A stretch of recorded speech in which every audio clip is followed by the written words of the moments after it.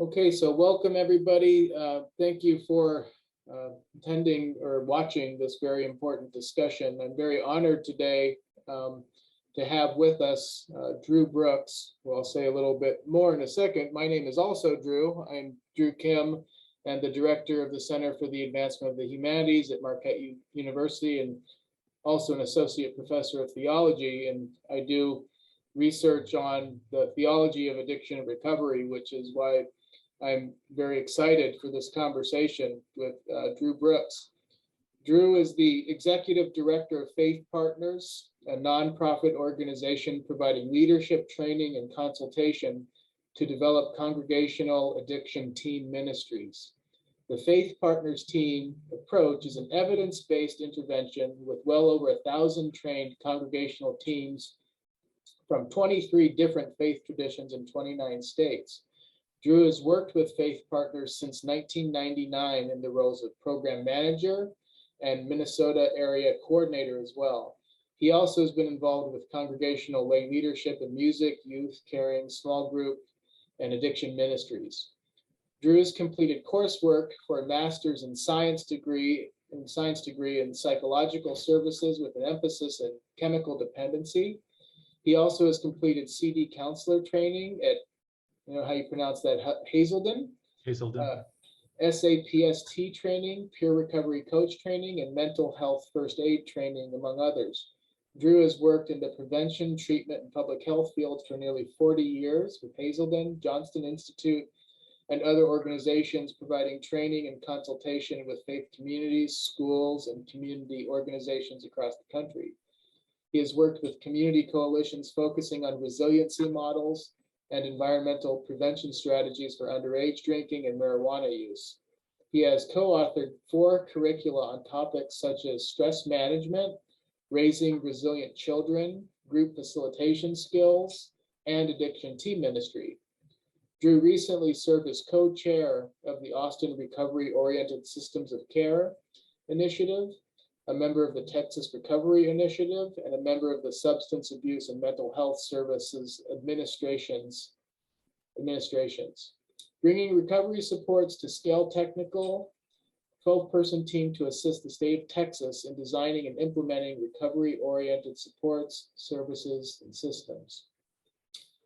Thank you so much for joining us, Drew, and look forward very much to our important conversation today, and thank you for your ministry. And I thought maybe that's where we could kind of start. Maybe if there's anything you wanted to just kind of tell us a little bit about yourself, and then sort of in particular, why addiction ministry? What kind of took you down that path, and what was the sort of calling that led you to where you are today? Certainly. Well, I'm honored to be asked, Drew. I was looking forward to this, and we've had some wonderful conversations in the past, so I appreciate this. Yeah, it's interesting how I have ended up here. This will be a little self-disclosure here. Very early in life, I experienced what we would call childhood trauma. When I look at the new tool of adverse childhood experiences, or ACEs, I probably have 6 of the 10. And so I had really developed the roots of developing addiction.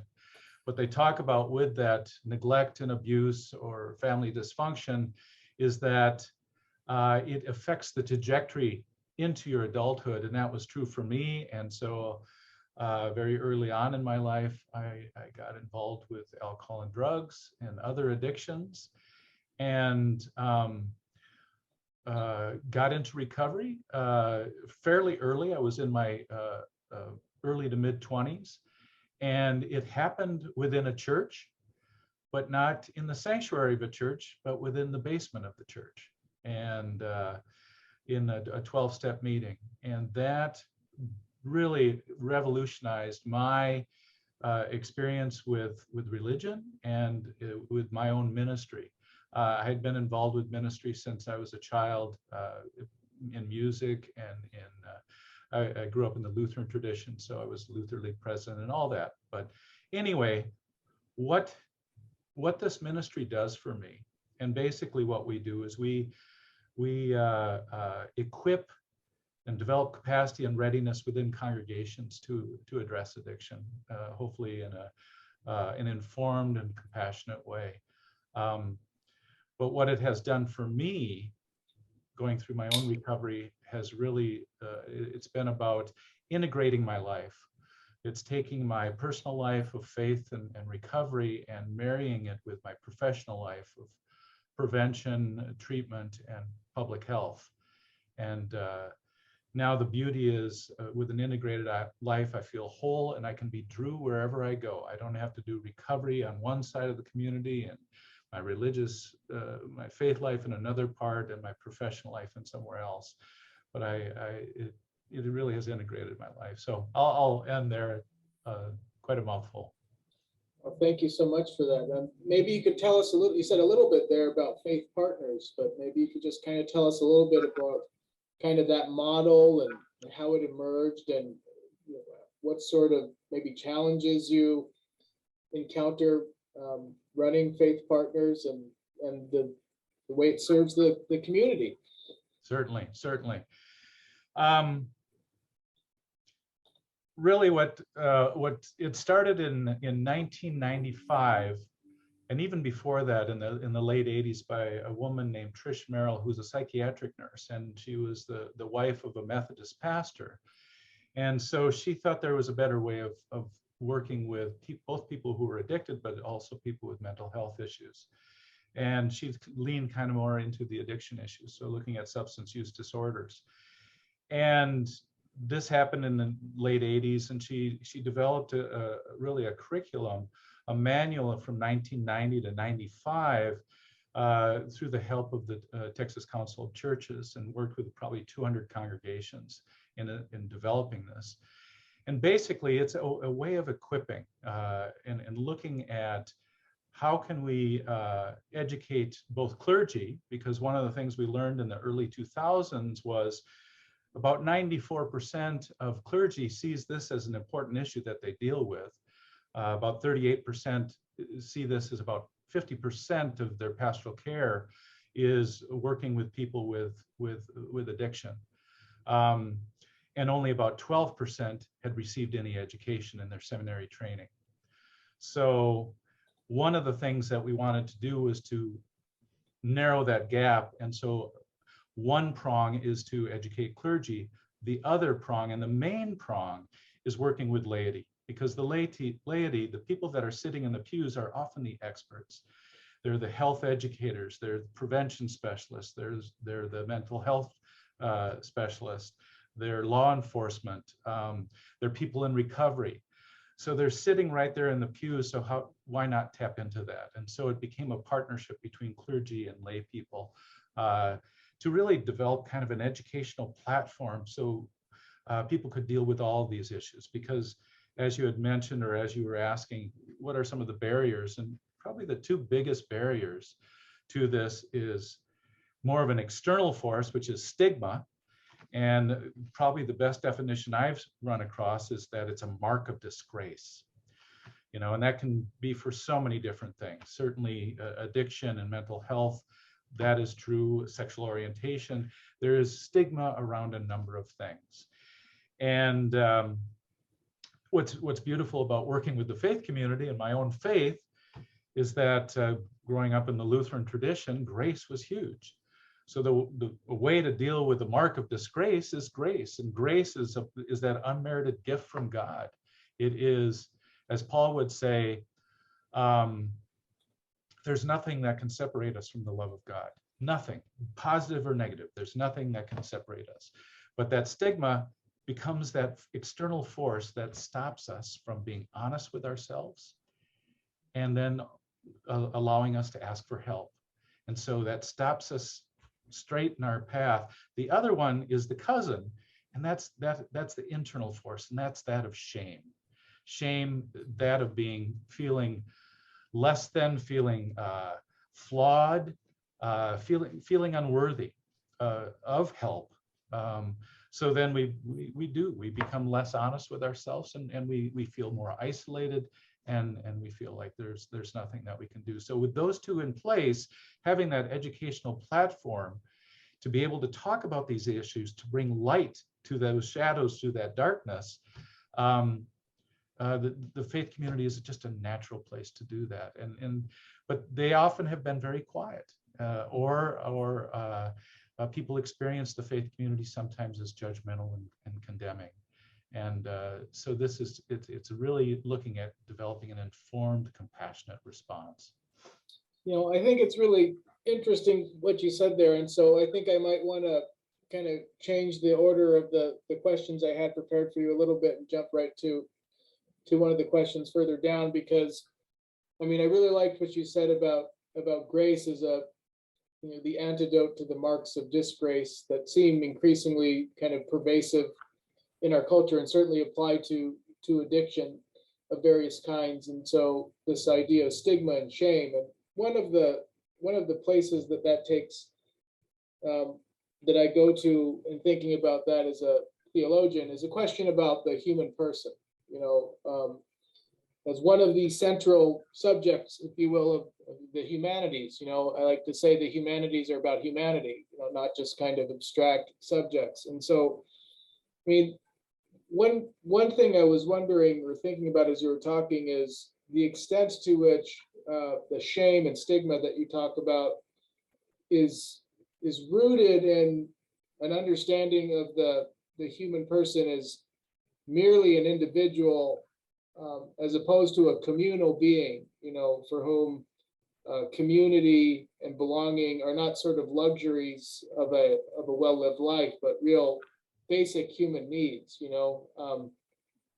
I'm sure you've heard of the kind of rat park study where they did a study on rats that were in isolation in cages and the propensity they had to be addicted to morphine when they had 2 water bottles and one was laced with morphine. And then a Canadian researcher came along later and said, well, what if we put the rats in a more natural environment where they have community and belonging and can play? Will they get addicted at the same rates? And it turned out the answer to that was no, they won't, And so, and anyone, as I'm sure you can attest to, who studies addiction knew when the isolation began to increase with the pandemic that addiction was going to spike alongside that, as it has. So I wonder if you could maybe talk about, with regard to stigma and shame, the difference in understanding addiction as just an individual moral failing versus understanding addiction as more of a communal and spiritual problem.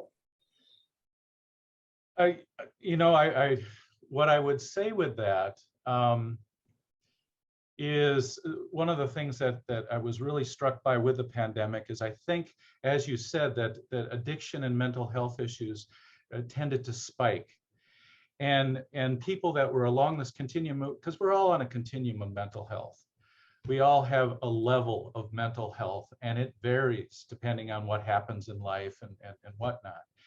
And so I think what was kind of the unintended consequence is that people began to appreciate the idea of mental health.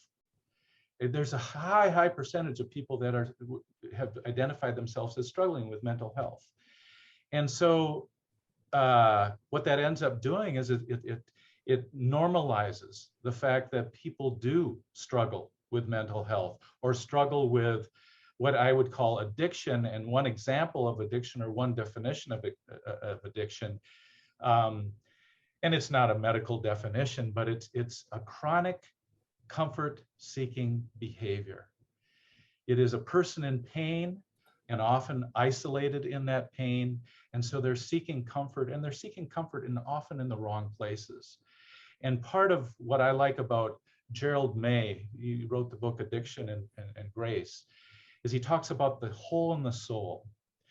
And that hole is this God-sized hole, and the hole is really looking for a source of the source of love, because we all want to be loved, or to love and to be loved. And so we search for that source of love, and we tend to, so that becomes the hole that we're trying to fill, and we tend to fill it with addiction, we tend to fill it with busyness, materialism. We fill it with all those things, but really what we need to do is we need to go in the hole. And that is where we find God. That's where we experience meaning and purpose and our own brokenness.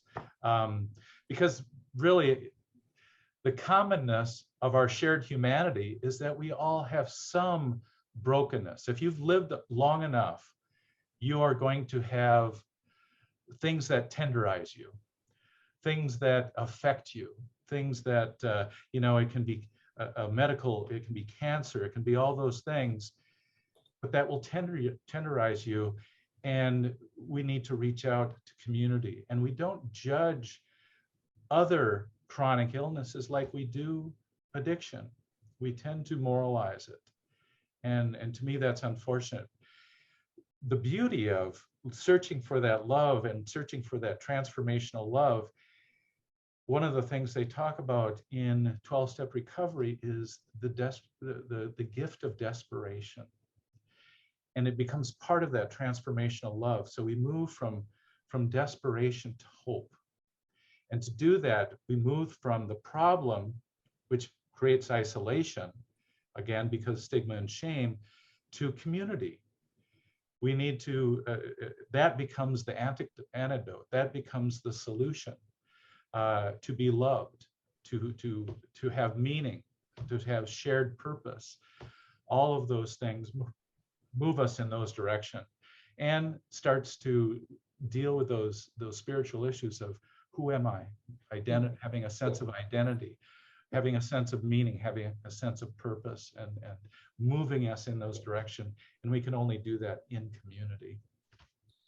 One of the things I think that was so key in what you were saying is that, and I think a lot of times people think of recovery as the cessation of certain activity, which it certainly is, but it's also the seeking out of new activities, And so if addiction is mimicking satisfactory responses to deep needs that we have for belonging and for escape and for relief, well, then recovery isn't just about getting rid of those desires, certainly, because you're going to still have them.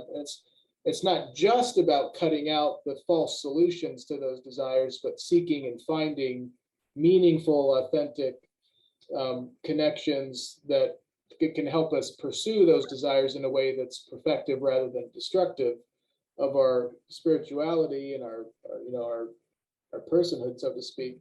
But I guess one thing I was wondering when you were talking is what you'd say about the role of responsibility in all of this, because someone listening might be thinking like, well, okay, I mean, maybe you should have some shame when you make poor moral choices, and maybe those poor moral choices came early on, and now it's transformed to a place where you're acting under compulsion.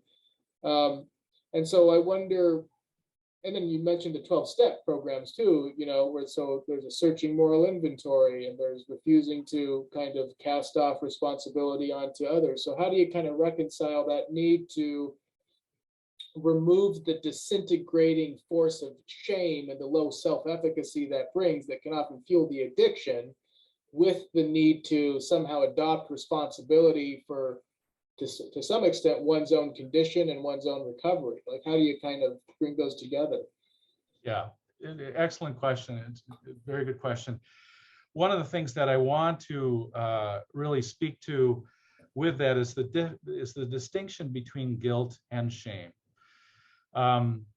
Guilt is, I made a mistake. And the remedy of that lies often in the faith community, which is that of forgiveness. To be able to turn away from, to be able to no longer, you give up the right to retaliate on yourself and on others. And the best place to do that oftentimes is in the church. Unfortunately, it's not always the best place to deal with shame. Shame is not, I made a mistake. Shame is, I am the mistake. And that becomes a part of who that person is. And just imagine, myself dealing with childhood trauma and not having the protection of parents.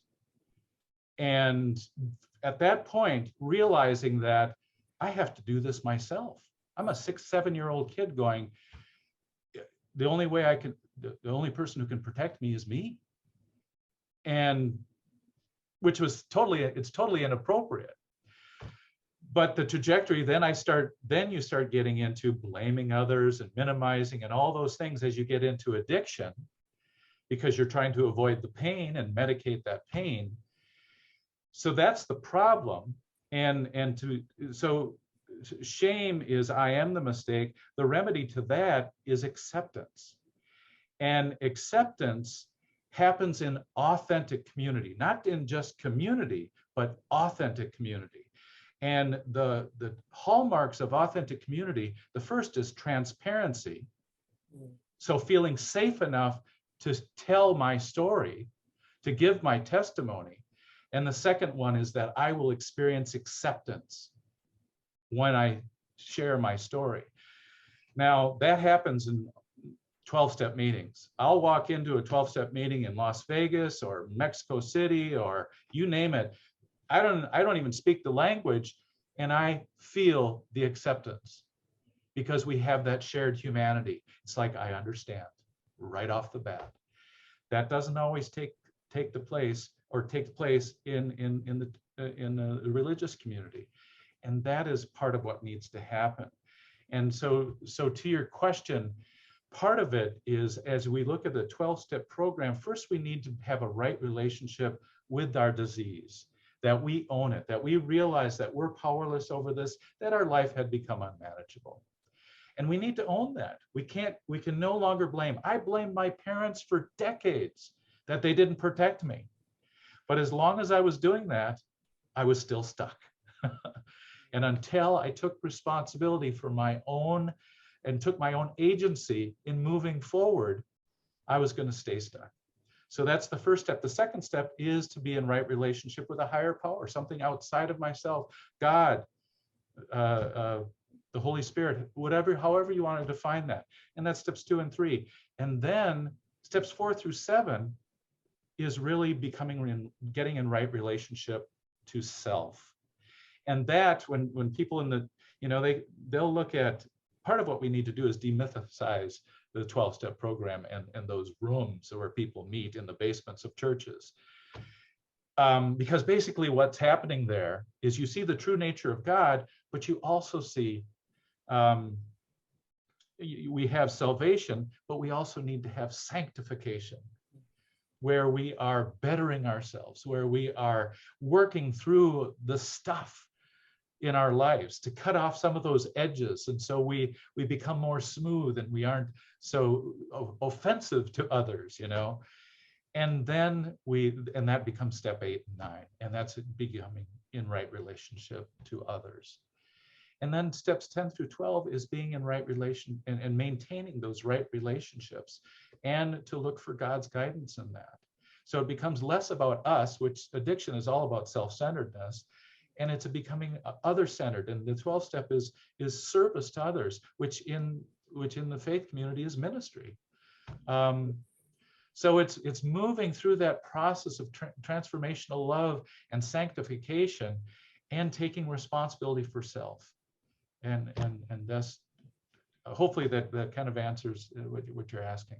No, it does. It's very helpful, and especially centering it in terms of a problem within community, because in our core 4929 courses here at Marquette, they all have different topics, and I teach mine on interdisciplinary approaches to addiction. And one of the things that we continually focus on is how addiction is not merely a kind of individual matter of the autonomous individual making choices, because the individual is nested in a community, in a family, even intergenerationally. There's so much research now on how intergenerational trauma can impact a person and epigenetics, and the reduction of it all to a plain moral category is obviously problematic. And here's one of the places I wanted to go in the conversation with you. You touched on a little bit, because I mean, the 12 steps that you're just making, or you're just discussing, had their origins to some extent in theology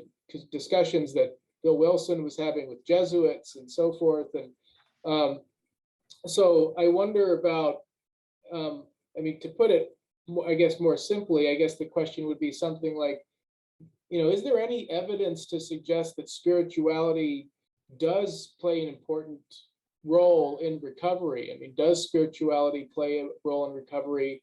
What does that look like? And then just to add, before I hand it back off to you, I was thinking as you were talking about a quote I remember reading in a book by Kent Dunnington, who I'm sure you've read, who does work on addiction. He said basically that churches, with regard to addiction, churches should be more like 12-step meetings than suburban book clubs, to your point about transparency. It's a place where you should be able to go and, because you see signs when you're driving down the street about come as you are, and all that, but it's like, is it true, So maybe something about what is the role of spirituality of recovery, and what are kind of examples maybe of our churches kind of getting it right and understanding community and being precisely, what they should be doing, what our mandate is, and then maybe what are, some of the challenges that remain in terms of kind of making that move, given that the stigma and shame you discuss and those sort of mentalities aren't just in the world, but are in the church also. Yeah, yes. A lot of questions there, a lot to unpack, and remind me if I miss on some of them. For me, I mean, there's so many definitions of spirituality, and I think a piece of spirituality for me comes from, again, from,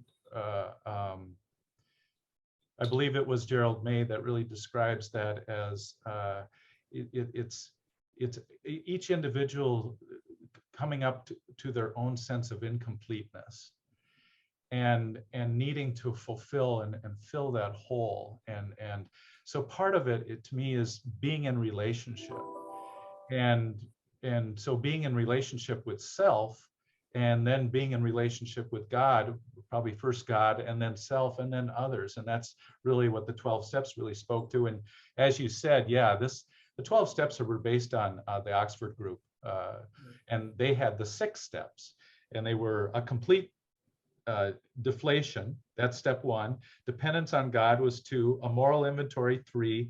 Confession was 4. Restitution was 5. And continued work with others in need 6.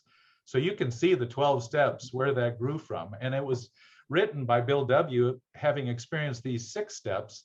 And he goes, yeah, but those alcoholics, they have resistance. And this is kind of speaking to what you're speaking about with congregations. Is there is a resistance to, I think we see ourselves as having to be perfect, because God is asking us to move towards perfection, to be the best self we can be. But we fail to remember that we need to practice our faith in moving to that perfection. It's progress rather than perfection, as they say in the 12-step program. And so just like practicing law or practicing dentistry or practicing medicine or practicing yoga, we're practicing our faith. And it's a process of getting better and better at it. And part of that is in every individual who experience shared humanity, but also shame and guilt and all the other things, that's part of all of us, is we have this dance that goes on, or a congress within ourselves, that are receptive to some ideas and concepts and beliefs and whatnot, and resistant towards others. It's like a magnet, that repulsion and that attraction. And part of it is we need to create safe places so people can explore that part of them, that dance of resistance and receptiveness. Part of my recovery is going to therapy. And a huge piece of that was the great theologian Walt Whitman, who talks about be curious, not judgmental. And my therapist added a little bit to it, where he'd say, be curious about your resistance, not judgmental. So part of what the church needs to do as an individual, as a family, as a group, as a congregation, as a denomination, as a faith tradition, is why are we resistant towards certain things? An example of that, I work with sex addicts, big part of my ministry. And I was doing this in my church in Austin. We had a ministry called Living Free. And the the pastor's wife said, yeah, I don't mind working with addictions, but I don't want any of those perverts in here. Mm. Resistance. I'll do this, but not that. So there's that as an example. Then we have a church, and that was a not that it mattered, but then we had a church in Tulsa, Oklahoma, which they consider themselves as the belt buckle of the Bible Belt, and in Tulsa, Oklahoma. That's where Oral Roberts is, you know. So, and this was a Methodist church, and they had a person come and knock on their door, and the person states right off the bat, he goes, I'm a sex offender, and I would like to worship here. And the church goes, you know, it's like, whoa, what do we do with that? You know, are we truly the hands and feet of Christ? Are we truly going to practice our faith and do what we say that we are? And so they go, give us some time. And so they took 2-3 months, and they developed some policies and practices and procedures so this person could navigate that congregation. And the whole church had to agree to this. So their particular sex offense was against children. And so they weren't going to, not allowed on the children's wing, and you need to be accompanied by somebody. Well, what ended up happening is after 3 or 4 years, a job took them somewhere else. But this congregation was also transformed and dealt with their resistance and their receptiveness to dealing with addiction in all its forms. And so what ended up happening is there was a group of adults that were adult survivors of sexual abuse as children, of child sexual abuse. And they decided that they needed to bring in a therapist and have a group that would deal with this group of adults that were survivors of child sexual abuse. And to me, you would say, oh, that's an organic ministry. No, that's a spirit-led ministry, a community being transformed by what the Spirit brings them. And I don't know if that answers your question. It does. No, it's helpful. It also raises another question I had for you, and we're getting a little bit, close to the mark on time here, so I think I'll maybe limit it to a couple more. But one that I was thinking of as you were talking, you mentioned addiction in all its forms, and you've mentioned Gerald May a couple times, and May is of the view that everybody's an addict in some way or another, and he basically gets to that point by saying that, well, first of all, so he kind of stretches the meaning of and expands the definition of addiction. It's like, well, there's different degrees of addiction, first of all. And for him, as you know, addiction is basically just an unhealthy attachment to something. And so that could be validation, it could be efficiency. He talks about work addiction a lot, or other, kinds of behaviors that very often as a society, we not only do we not stigmatize them, but a lot of times we hold them up as, I heard that Tom Brady was coming out of retirement again and thinking, well, this guy might have a problem,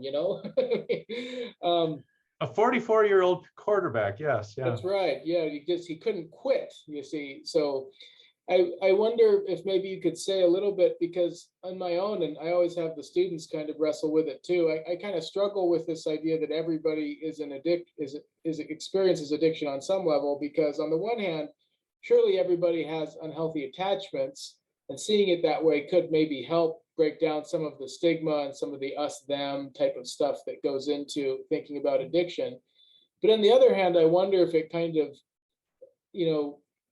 problematically empties the meaning of addiction, or at least makes vague the definition, because when you have some addictions that have mortality rates that go along with them, especially I'm thinking of things like fentanyl and so forth, is it problematic to kind of expand the definition the way that May does? Or is it possible to expand while simultaneously saying that, some are kind of more destructive than others? Or so I don't know, I've been trying to work through that. Just wonder if you have any thoughts about that subject. I do. I have a lot of thoughts about that. And one of the things that we do with our model, Faith Partners model, is really look at a whole continuum. So let's take a look at alcohol. Alcohol, you have people who abstain, and we have people that use moderately and responsibly, and we have people that maybe misuse. They might have hangovers and that kind of stuff, and so they might, get intoxicated and that kind of thing, and there might be problems with that, some tension and stuff. And then there's people who abuse, and that they start to experience harmful consequences, maybe lose a job, they might get a DWI, they might get all those things. And then we have those who are dependent, that has some symptomology. That's a listing of symptomology. And back when my first work was at Hazelden in '83, and we had the Jellinek symptoms, 31 symptoms, and then we had the Heilman symptoms, and then we have the DSM-1, 2, 3, 4, 5. So we were able to distinguish between abuse and dependency. So I think everything is on a continuum. And I think we do get attached. There is a sense of being attached to some things where it becomes harmful to us. Even people that are marathoners can, get addicted to the high, the dopamine of the runner's high, and the family can suffer because the person is absent. The father is absent or the mother is absent because they are so busy with that attachment. And so, if you look at that in a Christian perspective, that becomes the false God. It becomes somebody that takes the place of God. It becomes our higher power. This is the thing I'm so focused on and I get attached to. And it's not, so to me, it's not a black or white thing. It is a continuum, and it is subtle. And there is that invisible line that people cross where they move into dis-ease and dependency. And it's I remember working with adolescents, and it was very difficult to put a label on them and put a diagnosis on them, because they would have to live with that for the rest of their life. And so I got 10 days to deal with that and figure it out and try to get collaborative evidence and try to figure out, is this person truly in bondage to this thing, where they cannot remove themselves from that. So I don't know if that's helpful. There's just so many directions that we can go. Yeah, no, it is helpful, and it actually transitions nicely to my final question for you, which is about Bible verses. And I know you've mentioned to me in some previous conversations the Recovery Bible and so forth. And I'm wondering if you could maybe just talk about maybe a Bible verse or a passage that you find especially meaningful for addiction. You just mentioned bondage, and I think I've told you before that for me, the passage where Christ heals the Gerasene demoniac, who the passage describes as in the cemetery, and he's crying out and cutting himself with stones, and then Christ restores him to right mind and tells him to go and tell the Decapolis, return to his family and tell about how the Lord had mercy on him. That's always been one that's very meaningful for me for lots of reasons. But I mean, one of them is you see in it the self-harm and the kind of desperation too. You think of that, somebody who's experiencing major addiction, the kind of just hopelessness, and the way that it can seem like nothing really helps or nothing is there's a real sense of despair that can accompany that, and really deep fear and even grief. So that's kind of a passage I've always thought was really sort of meaningful. How about for you? Any passages that stand out? There are so many, and I would share yours. That's definitely one that's very meaningful for me, and just pull out a few things, and I'd like to jump to another one that is important to me as well.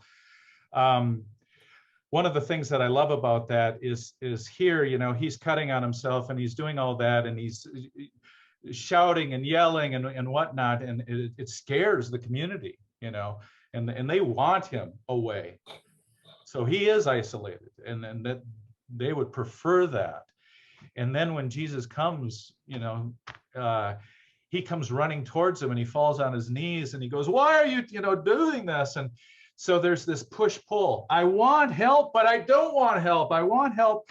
Who is this? Well, it is Legion, and Legion can be so many different things.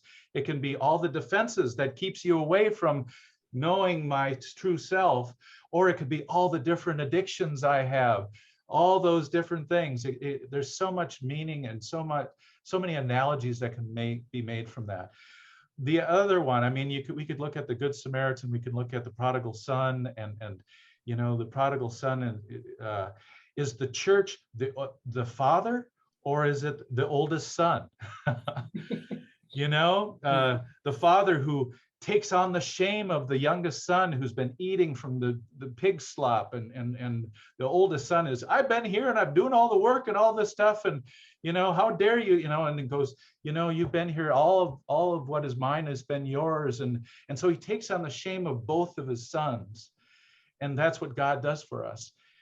But the one that I love, that I think is significant, and there's just so many, Lazarus, the one I love is the man at the pool, the crippled man at the pool in Bethesda. And he approaches him, and he's been there paralyzed for 38 years.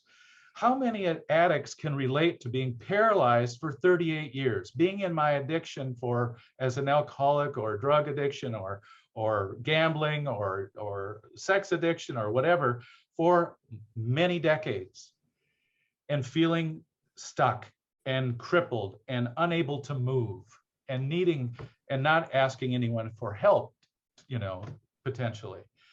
And so what does Christ do? He walks up to him, and what's his first question? Do you want to get well? And I tell people, I think Jesus was the first Al-Anon member, because what he did is he created a boundary, and he said, I'm going to give you agency. I'm going to let you tell me if you're willing to be responsible enough to say, yes, I want to be well. You do? Now I'm going to step into your life. You don't? Okay, I'll be moving on to the next person. I love that, because what it does is the knock on the 12-step program is, well, they don't take responsibility for anything. Well, yeah, anyone who's walked through a 12-step program, you take a responsibility for everything. It's just the reverse. I mean, I would love to see the church do a moral inventory and see how difficult that is. It's an incredible thing. And then the fifth step is to say to yourself and to God and to another human being the exact nature of your wrongs. To speak to that, wouldn't it be amazing if congregations did that and felt the comfort level and transparency to be able to do that? And that, the fifth step, is when a person moves from isolation to community, to true, authentic community. Because now I know you love me because of everything, warts included. And wouldn't that be a powerful thing if that was true for all the church, all the faith communities? So I think it would, and that's a nice, elevating, and beautiful note to maybe wrap up with. I have a feeling you and I could probably talk about this for about 10 hours. So I hope you'll come back on sometime, and we can talk about some more Bible verses and some more ideas maybe. I would love to. That would be a delight. Thanks so much, Drew. Thank you, Drew. Take care.